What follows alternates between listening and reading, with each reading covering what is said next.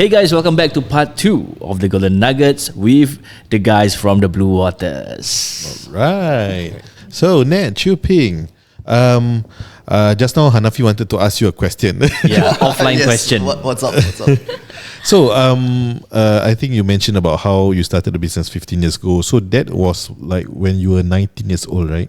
Yeah. When or how do you actually get that drive, that hustle mode?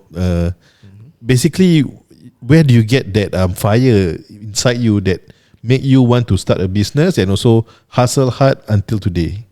You know, like at 19, he was in a band, you know. Yeah, I play in a band. All right. Yeah, so don't know what he's doing with his life also. Yeah, I don't even think about business. Yeah. Probably I don't have people inspire me. So where and how, aside from your parents, do you get that drive? Because you need to come from somewhere. Yeah, for me, I was thinking about getting married, but I don't even know what I want to do other than getting married.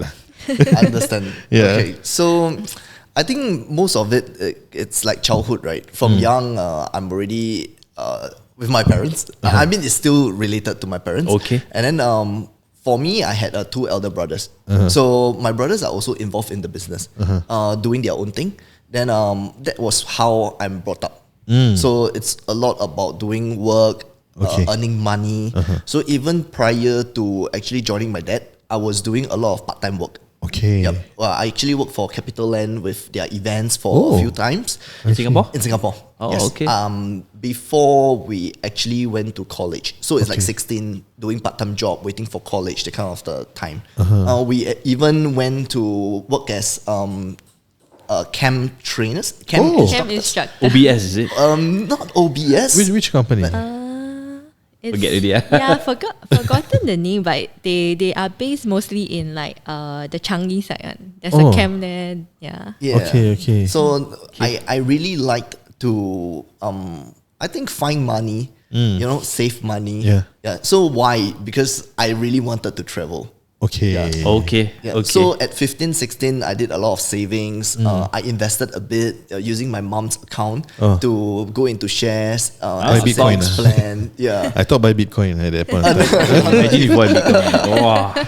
Yeah. So our first trip to Perth for 12 days, that was fully funded by my share account. Oh, nice. So that was when I had a lot of interest in trying to build wealth, going into that part of my life.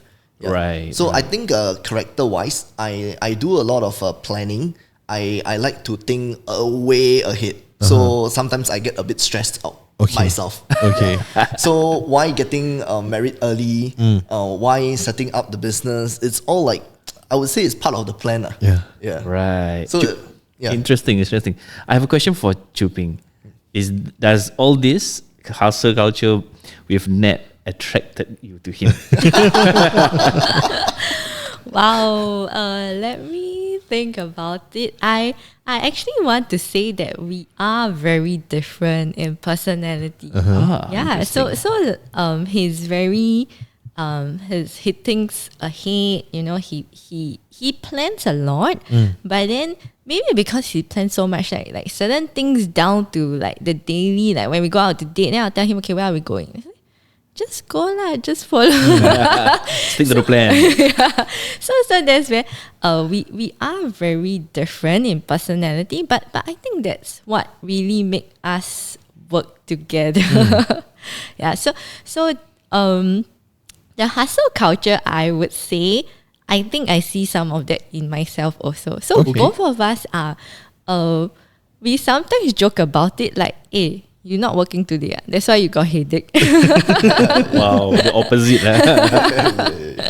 Yeah, so I think a lot of this comes from our upbringing, like how our parents are. They really just wake up and then they go and work, and then they you don't ever hear them complain. Maybe they do, but as children, when we grow up, we just see that, okay, every morning they will just show up, you know, and go to work, and they just keep doing what they have to do, not really for themselves, but for the kids. Yeah, and then they teach us. So I think from what we see, what we were nurtured with, that's how we also grew up to be kind of like that.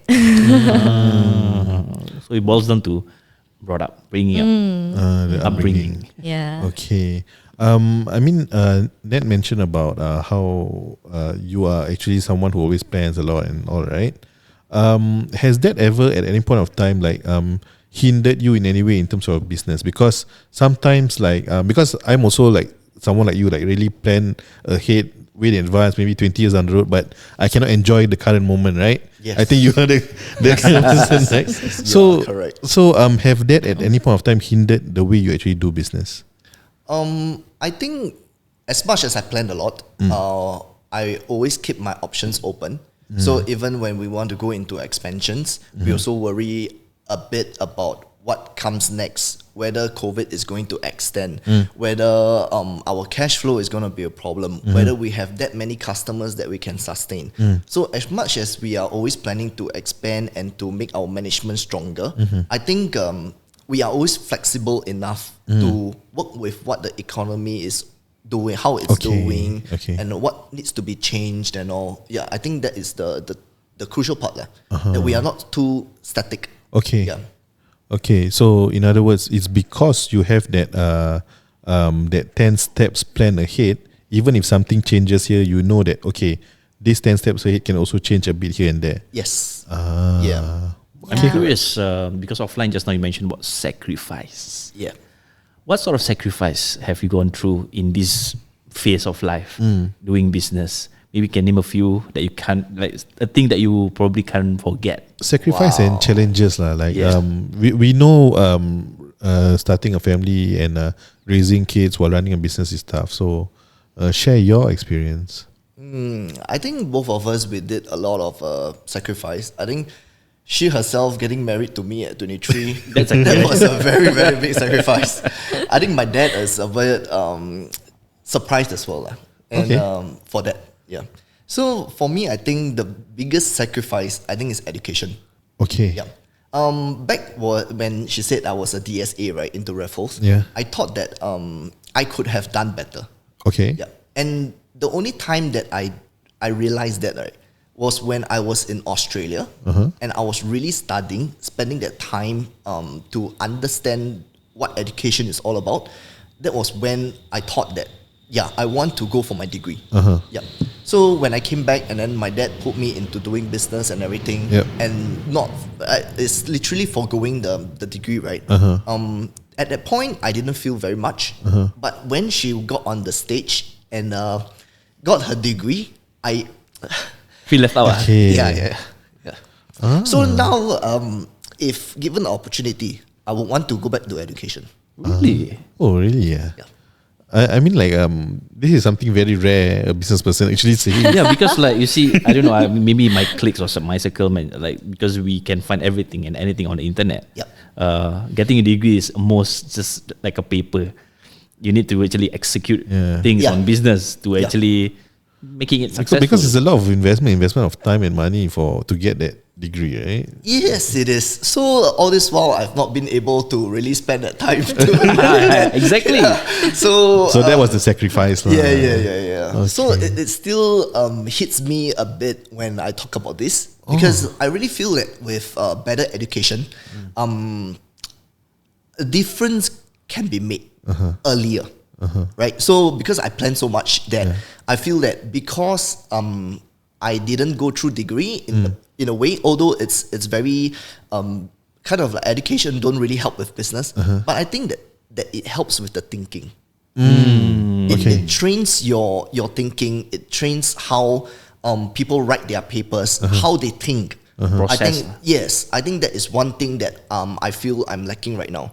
In fact, right now, if I were to grow, I feel that what I lack is a mentor that is able to show me what I can become. Yeah. So I might be doing well now, but if given with a mentor, within 10 years, the growth might be exponential. So that's where I'm coming from. Okay. I mean, this is a common question I always ask people. Like, how do you actually want to find a mentor? Yeah, I think where to look for a mentor?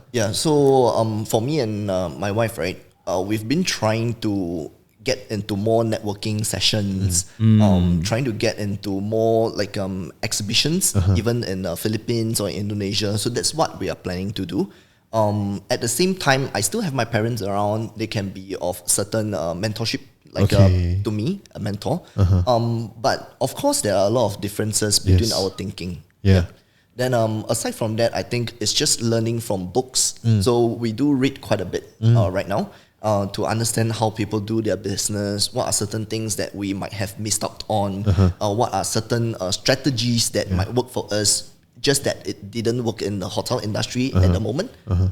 It might be of something of value to us in future. Yeah, so that's what we are looking at.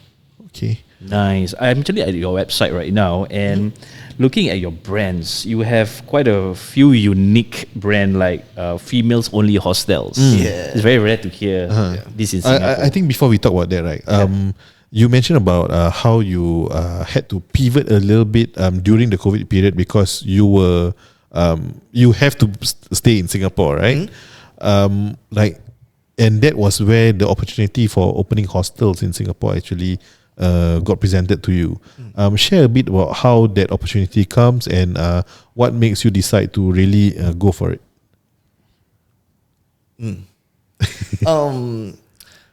I think because all this while when we both traveled, we knew that we wanted to start something of our own. Being in the family business is not that it's not good, but because like I said, I have two elder brothers. You know, in terms of financing, in terms of what I want to do, it's very restricted. So even if we started small, it's okay. So that was when we decided that if it's not taking up too much of our life savings, then why not go for it? Okay. Yeah. So we started with one that was at Bugis along Tan Quee Lan Street. Tan Quee Lan, okay. Yeah. And that was, I think it was a good lesson for both of us. Share with us what lessons. It's a shop house, right?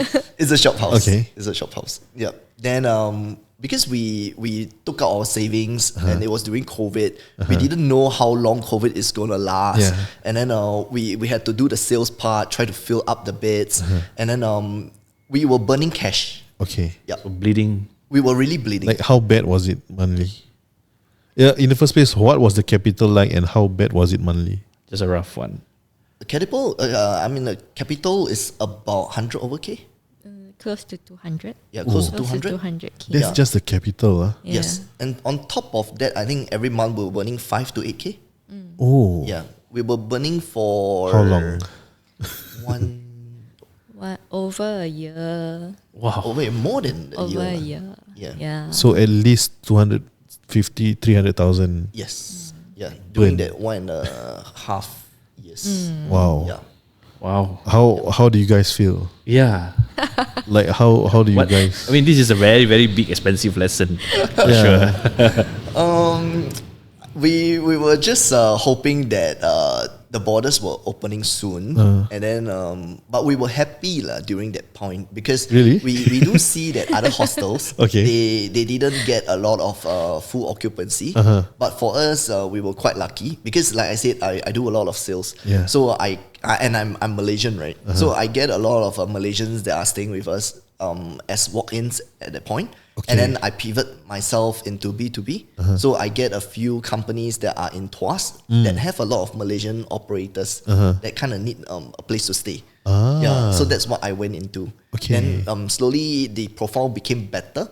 We actually had a bit of security guards from different security companies that were staying with us, and they are actually they pay us better. Yeah, so that was how we try to cover, and I like that. Because the growth was there. Okay. Yeah. Then, like I said, fulfillment. Yeah. The value was Yeah. there. Yeah. So I guess that's what the value that I bring to the company. Yeah, to slowly grow, to find our footing and understand the market that we actually want to go into. Right. So despite being during COVID, you still managed to get full occupancy. Yes. But why were you bleeding still? Yeah, that's a good question. So because of social distancing, Okay. yeah, we can only be fully occupied at 50%. Oh, 50% wow, only. that's Wow. bad. Okay. So if it can be 100%, then definitely we will be making some money. Yeah. So we thought that with the immunization, with the injections and all, they were opening up, and I think that was 80%. 70, 80%. Okay. During that point that we took over, and we didn't know that it will still last for 1 year plus before they actually opened up the market. Wow, no wonder. But did you have to slash the price also because of your occupancy rate has to be lower? Okay, so prior to us taking over, right, the rates were maybe about $400 to $500. Yeah, but for us it was $600 to $650. Okay. We did a bit of touch up. That was where the capital went into. We had better facilities, and then after all, they are just stuck between work and where they are staying. The movement was very limited, so that was what we focused on. Yeah, but as we moved on into having other security companies that stayed with us, then like parking spaces that we had, we were lucky that the area had these facilities. Yeah, so that was how we pivot ourselves to that as well. Okay. Right. So location does matters, right? Correct. Yeah. Wow. Because Tangkuilan is it's perfectly situated because it's near Bugis. It's just after the highway. Yes, correct. It's technically like if let's say you get people from the port, it's also easy for you. Yep. Okay. But that means at that point of time there was zero B2C clients lah. So safely say that you put your expertise from JB, from Johor to Singapore, the type of clients that you're looking for. So what was the lesson that you learned? Since it was full occupancy, yes, you're bleeding money, but what was the lesson that you learned? Since you mentioned that it is a tough lesson that you learned after spending that kind of money. Yeah. Okay. So I think the cash flow part is the thing that I really learned to understand like where my dad is coming from. Like in the past, we would think like, oh, we want very good renovations. We want to do a premium hostel. We want to have even a coffee machine that customers can just press and then drink. So these are all burning cash. Yeah. So then we will think like, do we need these things? What is the minimal that you need to survive even in the current market? Yeah. Okay. So that was the thing that we really couldn't really do what we wanted. Yeah. But I think as we struggled with that in terms of our cash, we were also worried.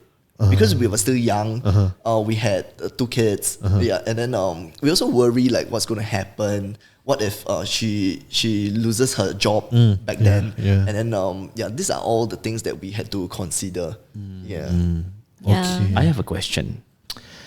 You all mentioned about sacrifice, challenges, business issues. Do you all bring this to bed? like do you all discuss this on bed, or it's purely the business problems? Do you bring it home? Yeah, I think I can start first, right? Because I don't I didn't enter like starting a business, right? I work for people. I get salary, so it's a very different mindset and framework versus you being your own boss, right? So when we started this, is really in support of him. I'm very happy that we really found. Actually, it's quite a good opportunity because the place is ready. Yeah, like we go clear up, we fix some of the items, and then we could get people coming in to stay. Then come the part where cash flow was very difficult because even if we are full, we can only stay technically half, right? So it's impossible to make the cost meet. Yeah. And for me, seeing us bleeding is just so difficult. Like, why am I doing a business that makes me lose money? Make sense. So it was very difficult, and a lot of times then we have to figure out, okay, how much more can we then put in, right, to keep it rolling, and a lot of this we will often talk about it. It becomes difficult, right? I can sense it. Right, like it becomes so difficult. Like, okay, how much more am I gonna? So yes, it does get difficult. But I'm happy. I think from this, what we do learn a lot is starting to see that what is the why that you started it, and is it worth fighting for? If it is, right, then I think what we have to prepare is just get ready. Arm yourself up, right, for the storm that's going to come, but keep trying at it. So then now our conversation about cash still happens, but we'll be more open about it, right? Like he will realize like what are trigger points for me that will make me a bit more anxious, upset, and then he figure out how to time it. Right. And from my perspective, like when it's like I can sense it's coming, I'll say, okay, breathe first. Listen, okay, let's work it out. Yeah. Okay. I don't know if this question is gonna get you in trouble. No worries. Do you like hide certain informations from Chuping? Because like I mean, me and my wife, right? My wife don't know anything about whatever I'm doing for business. So whether it's doing well or not, she doesn't know. Like so, there are certain things that I won't tell her. You know. Okay. Do you like keep certain information from? So for me, it's almost impossible to keep any information. Okay, so prior to this, I'm holding the long-term visit pass, right? So in terms of company name, in terms of our house, in terms of kids' education, everything, it's actually through her. Okay. So even my card, like the statement, it's delivered to her. Okay, understand. So pretty much like all our accounts and everything, it's under her up till today. Yeah. So whatever I get, even as a salary, actually then it goes to her. Okay. Yeah. So that's how it is up to today. Oh, okay. Right. So it's like I think either one of you or even both of you are playing a bigger picture. Like for Chuping is in Singapore and for you in JB, it's like if let's say our listeners, they might have, they are a couple and they want to start a business together. Yep. What is one form of advice would you tell them to take note and consider when starting a business? As a couple. I think one is really let's be aligned on the goal and the why. Because after it start, right, you don't know what problems will come, what setbacks will come, but going back down to why do we even start this, right? I think it's very important. Right. So having both aligned and wanting to accomplish that will help them to go through that challenge. And then the second thing is really just be very, very open about cash flow, right? I mean, nobody wants to be in a bleeding situation. It's very difficult, it's very stressful. But if we are open about it, I think we can come together to solve the problem together. Yeah. So I think that's something that really starting a business, right? Some companies do start off and like start making money. Yeah. But it is a small percentage. Yeah. How about you, Ned? So I think for me, I'm very thankful for her lah. Because the support is really there. So even bleeding, okay, support, still support, you know. So I think from a guy's perspective, I think we don't mind slogging. We don't mind doing all the dirty work. Yep. But if the wife is very supportive, it helps. Yes. Yeah, so I think that was where she really support and trust that whatever I do is for the better future. And in fact, I think I delivered. So in fact, after although we were bleeding, right, then I think 2 months before the opening up of the market, we signed our second lease. Oh. Yes, which is at Hong Kong Street. Okay. Yeah. Wow, you were bleeding and then you can still sign. Yeah, because it was another as it is. Okay. So no cost, you just go in and then take over. So we thought that because we are already full, maybe in terms of the calculations and everything, it had 72 beds. Okay. So the volume was a lot bigger. Then it can cover. So that was our thinking. Okay. Then we went into it. But 2 months before, when we were doing all the licensing, the renovation and all, the government told us they are going to open up. Oh. Yeah. So we pivot directly into B2C. Okay. Yeah, and it worked well. So within 1 year, 1.5, we actually took back everything that we invested. Yeah. Cover back. Wow. Yes. Wow. Correct. Yeah. Okay. So you had Tan Kui Lan and then Hong Kong Street. Yes. And what are just now? I think Nazri mentioned about the female only hostel also, right? Like yes. Correct. Why female? And I think earlier you mentioned you are the first and the only female only hostel in Singapore, right? Yep. Like why female only? Like don't it like shrink your customer size by half? Yep. Do you want to answer that? Yeah, I mean you can add on, so I will come from my perspective. So it was very interesting when we started the branch at North Canal. Okay. The customer that we got was very much female. Oh, okay. For some reason. And branch to branch, actually you will realize that the customers base are slightly different. Oh. Right? The Like demographic. Even though it's demographic. within the central close. area of Singapore. Yes. Even though it's so close, but it's very different. Even down to sometimes our staff joke about it, like the kind of food that they eat is different. Yeah. To that extent. It's true. Yeah, how they behave is also different. How do Okay. you notice that? Yeah. Actually, she noticed that more than I did. Yeah, she noticed it more. Yeah. Yeah, so then we are like, the lady seems to quite like this place. And then we because now Hong Kong Street and North Canal are very close by. Yeah. So we needed a different selling point, right? Okay. Something that really will embody this female, since so many of them seems to quite like the place. So we thought, okay, why not, let's give it a try, right? And as we build it, right, we start to see that actually there are increasing female travelers out there who, because now they can travel alone independently, but they will still need a place that they can safely go back to, that they don't need to worry about having to share toilet, Okay. and amenities and such. So that is where we thought, okay, let's give it a try, right?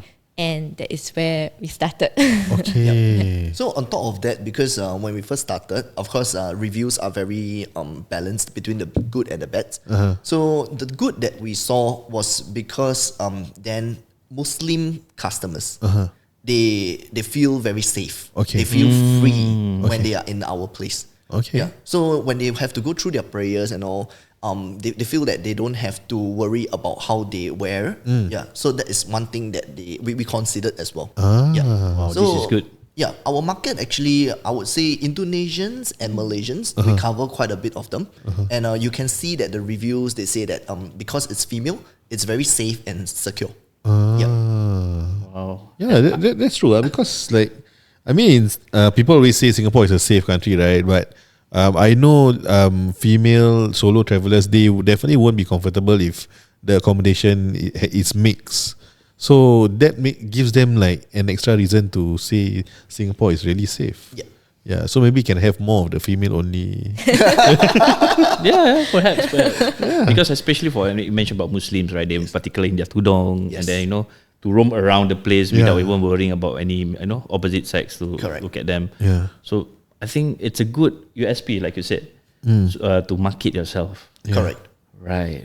So we do a lot of sports groups, Okay. like schools, female schools, netball, all this volleyball. Yeah, these people are the ones that will look for a team and then a private room. So that's what we cater to. Yeah, so that's where we pivot more towards so-called B2B as well, from our usual B2C customers. Yeah. Interesting. What I love about our conversations right today is about niching down Yeah. and being different and focus on B2B more than B2C. B2C is equally important, but I feel B2B is also an opportunity there. And like what you guys are doing is not what many other businesses probably the masses are doing. Probably they focus on like the standard social media, the B2Cs, because I understand B2B marketing is slightly different. Yes. Like you mentioned, the cold calls, the cold emails, and The networking. and getting, who knows, you can network with a dato or what, right? Suddenly you struck a good deal somewhere, and then you expand exponentially. So I think that's something probably our listeners can learn from this. Yeah. So Because another thing is earlier you mentioned about how B2B gives you that strong cash flow, right? Especially in the JB side when you started out. It's something, and considering that hostel can also be B2B, technically anything you can actually look at from a different perspective and consider going B2B also, like even restaurants, I think, right? Yeah. If restaurants have the B2B section, then I think they don't need to worry about, spending so much in terms of marketing and all. Exactly. So what you say is true. So say for example, right, a lot of people they have a very I would say bad perception about hostels. Is that because we do a premium hostel, the way we set up, the way we provide the facilities, it's very new. It's modern. It's not like when you go to army and it's bunk bed. Right. I saw it's very nice. Yeah, but look at the website. My only concern is I don't know whether I can fit. For his size. So that is one thing. So when we talk about like cafes, then if let's say you are doing croissants, then you would think like maybe you can give it to those that are holding meetings for 20 to 30 packs. You know, because Singapore is is a headquarter of a lot of office, right? Yeah. So they bring in a lot of people, like let's say MLM, a lot of other engineering are here as well for training. So they might not want to eat at a hawker. So something that is new, something that is different, local, that is packaged well enough, it can still be a B2B. So that is where we always try to set a difference between our marketing strategy. Do you believe every business should at least have a B2C arm and B2B arm? Yes. I really think so. And is this also something that your parents advocate as business owners themselves? Actually, my dad pivot, I would say 90% to B2B. Okay. This is a very good episode for B2B. really. Yeah. And I have one last question. I'm not sure about Amir. We ask this to all our guests. Yep. If let's say one day you lose all your money. Okay. And somehow in your wallet there's $88. Okay. How do you use or capitalize that money to bring yourself back up to where you were? Okay. So I think my answer is very, very straightforward because I've been there. I've done that. Okay. Yeah. So what I do is sales. Sales. I would still go in sales because that's the zero cost. And as long as you bring in sales, although you don't have a basic, then you get the commission out of what you do. I think Nice. that's the easiest for me. How do you spend the $88? Where do you spend? Food? Even now, if I have $880, I don't really go to Yakun or these places. I go to the hawker. That is my kind of culture. Even if cafes, if there's an air conditioning and an outdoor space, I usually sit at the outdoor space. Alright. So I'm the very old, very traditional kind of way. Yeah. Okay. And what about you, Ping? How about you, Ping? Well, for me, I'm a big believer of education, and I started doing tuition when I was like 13 years old. So for me, I think I still hold that very, very innately in me. So if I have 88, I think I'll use that money to buy the resources that I'll need, and then I'll start teaching tuition. She's really good at it. What do you teach? Like English, Standard. math, science. Wow, that's a very what to say? It's one of the Unique ones. One of the unique ones, and at the same time, it's something that a lot of people can do. Yeah. Practical. It's doable. Because some of our previous guests, like said, they use this $88 to start a service, pump it into Carousel, and then make money from there. Yeah, flip some things from Carousel. I think there was someone who mentioned that also. Yeah. True. Okay, so before we end the show, could you share with our listeners where are your hostels and also hotels? Where is it located, and also where they can actually find you or how they can contact you? Yep. Sure. Yeah, so for our hostel, there's one at 38 Hong Kong Street. Okay. The female-only hostel is at 12 North Canal Road. Okay. Yeah, so for all this, you can find us at our website. And then, so we are also on social media, Instagram, TikTok, Xiaohongshu. Okay. We are also on major booking platform, booking.com, trip.com, Agoda. Yeah, so any of them, you just find Bluewaters Spots. Yeah. And then for the hotel, For the hotel, is under a different name. It's THY Executive Hotel. Okay. So it's managed by Bluewaters in Singapore. So we have separate websites. So for the Malaysian one is www.thyexecutivehotel.com, and then the Singapore one is www.bluewatershospitality.com. Okay. Okay. One last question. Yep. You mentioned about trip.com. Recently I saw, I think was it your Instagram or I can remember. I think I saw Ned's one. And I saw that you got rewarded the Trip.com 2 years in a row. What award was that? And what are the things that you actually need to do as a hotelier to actually be to Winning this award. yes. Okay, so we were 2 years running for Rising Star in terms of what we do for the year. How we got awarded, actually, it's we sort of like compete against the hotel industry, and then depends on how well you actually work with Trip.com. So I mean, it's still a online platform, booking platform. They will need revenue. Okay. They will need a good relationship with the hotel or hostels, whether how we are supportive, what kind of engagement do we have on the platform itself. So these are the things that we actually do. Yeah. So as much as we want to pivot towards B2B, right? B2C is still important. Yeah. So I guess Trip.com was the online platform that we could really work with their market manager.